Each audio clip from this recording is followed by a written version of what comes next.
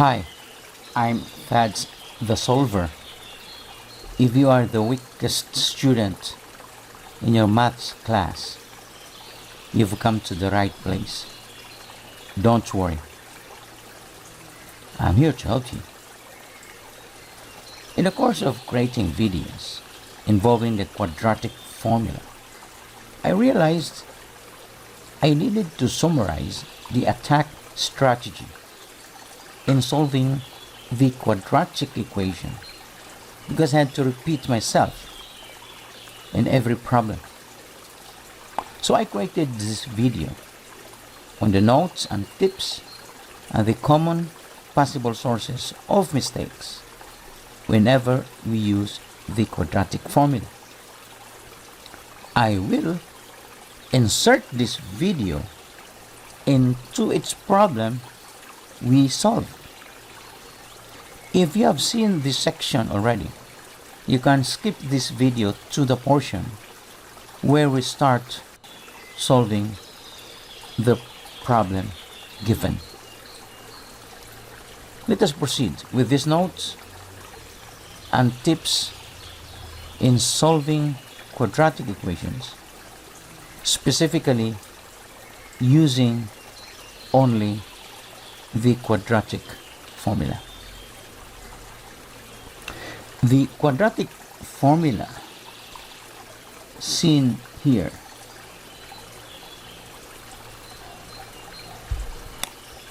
is applicable to all quadratic equations there. And those equations must be, of course, algebraic polynomial equations, because the quadratic formula cannot be applied to other types of equations such as the transcendental equations, those involving trigonometric functions, exponential functions.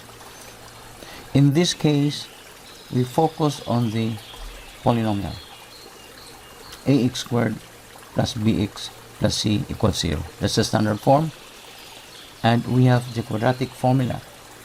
This quadratic formula will give us values of x, and this quadratic formula is general. In fact, we don't need to know all the other techniques of solving a quadratic equation, although we still have to learn those techniques, because in math, the more techniques you learn, the better. And there are also cases where that technique that we learn can be applied in other branches of math and science. Now, here is the quadratic formula. That's negative b plus minus the square root of b squared minus 4ac all over 2a. Okay, now have you memorized this formula yet?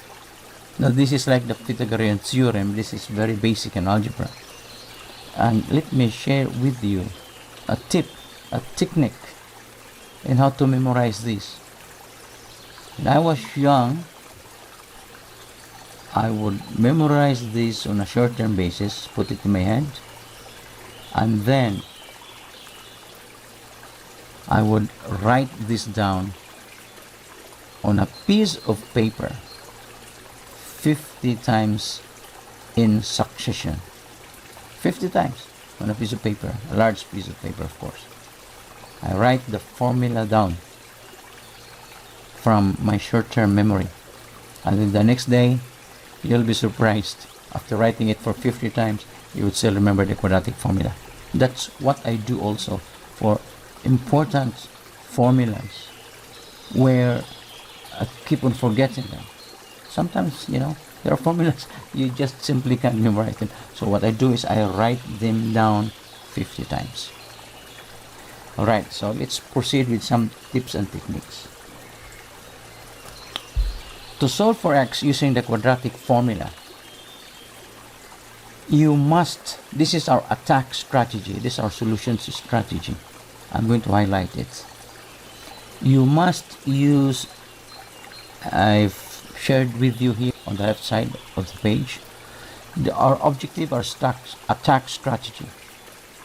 Our objective is first to manipulate the given problem, the given equation, so that it will be of the standard quadratic form ax squared plus bx plus c equals 0. A is the coefficient of the term x squared. B is the coefficient of the term x, and c is the constant. You must manipulate the equation so that it will be of the standard quadratic form ax squared plus bx plus c equals 0. And then once you have achieved the standard quadratic form, you apply the quadratic formula. It's that simple. You can actually solve this in 5 minutes, because all you need to do is to plug in these coefficients into the quadratic formula. So I will share with you here also on the left the tips and the techniques that you should be aware of when solving quadratic equations using the quadratic formula. Again, there are many ways of solving the quadratic equation, but in this particular case, we have to use the quadratic formula. That is the nature of the problems we're given. First, let us go over the quadratic formula first, so that you will be familiar with its form. Here's the quadratic formula. X equals negative b plus minus the square root of the quantity b squared minus 4ac all over 2a. When we solve quadratic equations using the quadratic formula, you must realize that there are exactly two roots or two solutions or two values of x that will make the quadratic equation correct. There are two. Exactly two. Not 3, not 4, not 1, but exactly 2. This is due to the fundamental theorem of algebra, where if you have an algebraic polynomial equation of degree n, in this case the n equals 2, then you'll have exactly n roots. In the case of the quadratic equation, algebraic quadratic equation, you'll have exactly 2 roots, because the degree of this equation is 2. So you will have exactly 2 roots. And in the quadratic formula, this is shown by the plus and the minus sign here. That means the first solution, the first x solution, the first root will be when we evaluate this formula using first the plus sign, and it will give you one of the roots, one of the two roots, one of the two solutions. Now, if we perform the minus sign, the subtraction sign here, then that will give us the second root. So there will be 2 roots. We're not going to add and subtract simultaneously. It has to be done successively. There's no such thing as add and subtract simultaneously here in this formula.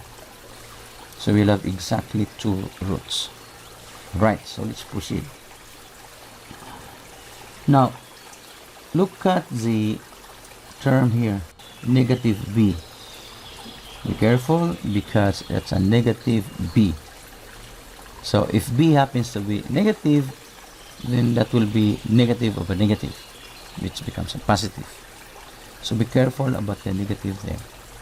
Now, another thing that you should note is the expression under the square root. And that expression is b squared minus 4ac here. B squared minus 4ac is an expression that is called the discriminant. It's very important because the value of this entire expression, should be positive.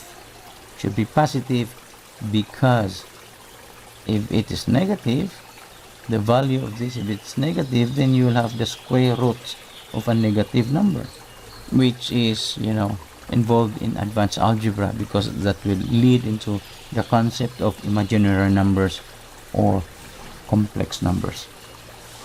So at this stage of your studies, if your discriminant, the quantity b squared minus 4ac, is negative, then try to check your multiplications there and your subtraction, because most likely you committed a mistake there in the calculation of b squared minus 4ac.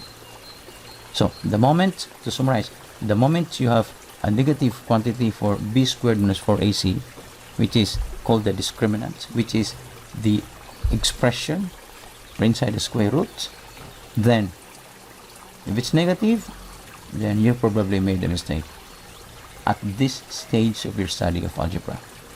Well, it happens that there will be a square root of a negative number, but that is far advanced. So that's your hint that you made a mistake there if you get a square root of a negative number. Okay, once you have the standard quadratic form, then by the process of identification, you will know the value for a, and you will substitute it into the formula, and then you will know the value of b, you substitute it into the formula, and remember there's a square here, there's an exponent, and then you substitute the value of c into the formula here in the discriminant. So that's by the process of specific identification. And let's go to the tips here on the left. Now on the left are tips. Number one, there are exactly two roots, but it could be repeated though. We call that multiplicity. It could be the first and the second roots would be the same value. Let's say, for example, 4 and 4. The first root is 4, the second root is 4. It's possible. But there are two roots. Number two, for the tips, watch out for the positive and negative signs. Especially here, for example, in the negative b. Example for here in the discriminant, that's a minus there. That's a subtraction. And then sometimes your a and your c, or your c could be negative. So you will be multiplying here positive and negative numbers, or negative and positive numbers, or negative and negative numbers. So watch out for the positive and negative signs. That's number two. Number three, use as many parentheses as possible when substituting values into a, b, and c. For example, if a equals 2, b equals 3, c equals negative 5, make sure you use parentheses when you substitute the values. What is the purpose of that? The purpose of that is to avoid any confusion. Parentheses, you put a parenthesis here, parenthesis there, parenthesis there. Okay, try to make sure that you have a parenthesis here, parenthesis here, parenthesis here, parenthesis here, parenthesis here, so that you will not be confused. That's tip number 3. Now tip number 4, Tip number 4, the value of the discriminant, which is the b squared minus 4ac, ought to be positive. Otherwise, it would result into a square root of a negative number, which is far advanced. So for our intents and purposes here, we should get a positive number. Tip number 5, don't forget the exponents, especially here in the discriminant. You have b squared and there's exponent there too. We all make mistakes with that exponent. We forget, especially if b, for example, is a fraction, like let's say 3/2, and you take the square. Make sure that you properly evaluate the exponents for both the numerator and the denominator. Sometimes you just remember to square the numerator but not the denominator. Okay, so don't forget about that.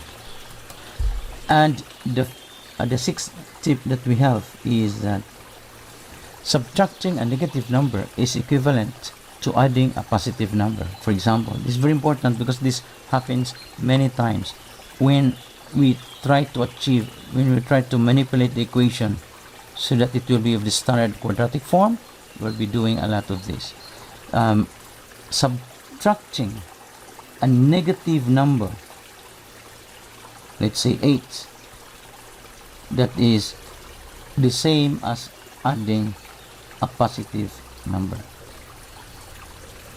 Subtracting a negative number is the same as adding a positive number. Or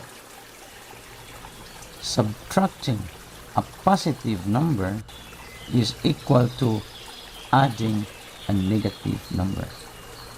So negative of negative is positive, or negative of positive, or positive of negative. No, they are equivalent, they are equal. So don't forget this, because we will be using this technique.